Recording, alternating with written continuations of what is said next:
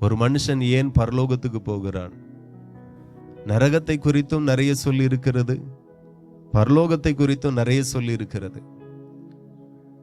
நீங்கள் பரலோகத்துக்கு போகணும் அப்படின்னா ஆண்டவர் சொல்லுகிறார், என்னை விசுவாசிக்கிறவன் மரித்தாலும் பிழைப்பான்.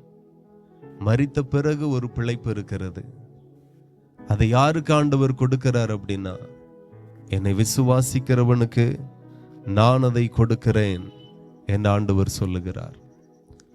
ஆகையினால இந்த பூமியில நான் வாழுகிறது கொஞ்ச நாள் தான். அதிகபட்சமா ஒரு 80 வயது, 90 வயது அல்லது 100 வயது, அவ்வளவுதான் அந்த பூமிக்குரிய வாழ்க்கை. ஆனா பரலோகத்தில் வாழக்கூடிய வாழ்க்கை குறித்து வேதம் சொல்லுகிறது, அது நித்திய நித்திய நித்திய காலம். அதுக்கு ஒரு முடிவே கிடையாதான். அந்த நித்திய ஜீவனை ஒரு மனுஷன் பெற்றுக்கொள்ளணும்னா ஆண்டவர் சொல்லுகிறார், என்னை விசுவாசிக்கணும்.